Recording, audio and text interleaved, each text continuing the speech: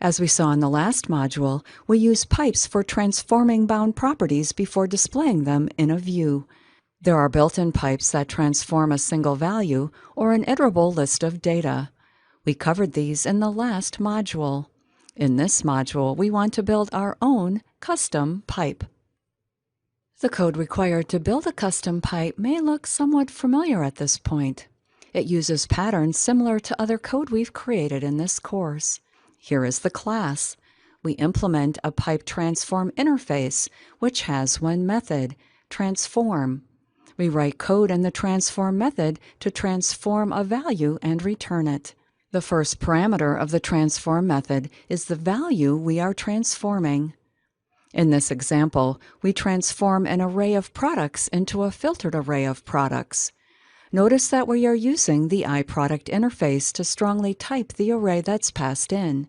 That is the interface we created earlier in this module. The second parameter here is for any arguments we need to perform the transformation. In our case, we want to pass in the filter criteria entered by the user. The method return type is also defined as an array of products because we are returning the filtered array of products. We add a pipe decorator to the class to define it as a pipe.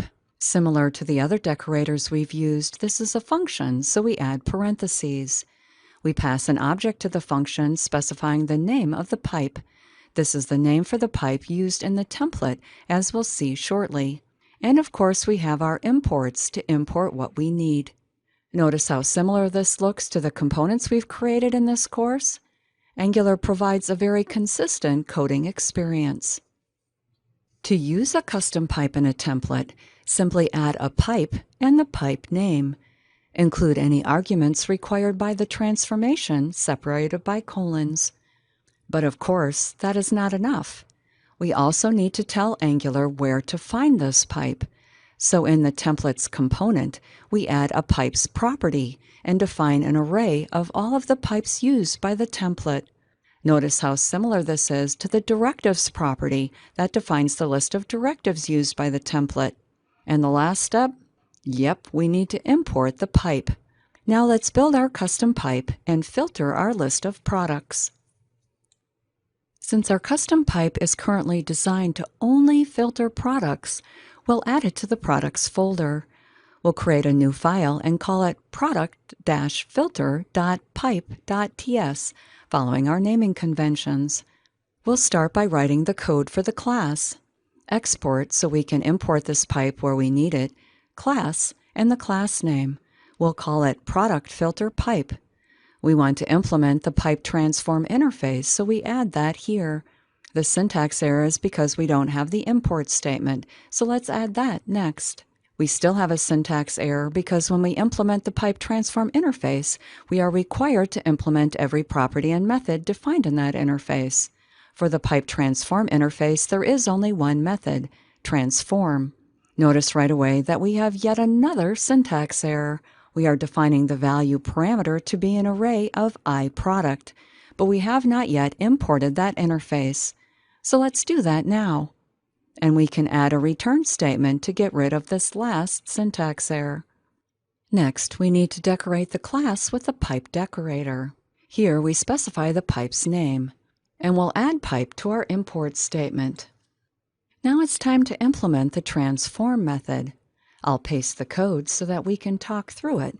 But don't worry if you haven't seen some of this syntax before. This is mostly JavaScript and is not critical for learning Angular.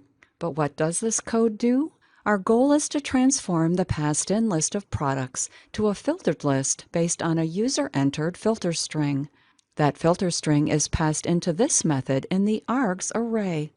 So this first line of code pulls that filter string from the first element of this array.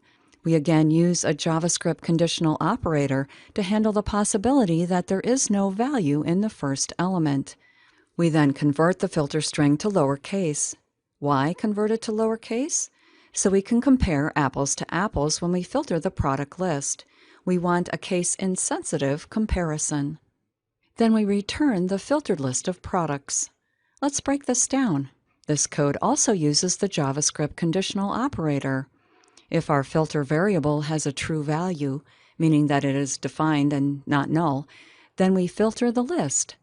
Otherwise, there was no filter specified, and we return the original value, which is our full list of products. Let's look closer at this filter statement. We are using the array filter method to create a new array with elements that pass the test defined in the provided function. We're using the ES 2015 arrow syntax to define that filter function. For each product in the list, the product name is converted to lowercase, and the index of is used to determine if the filtered text is found in the product name. If so, the element is added to the filtered list. See the MDN entry for filter at this link for more information on the array filter function.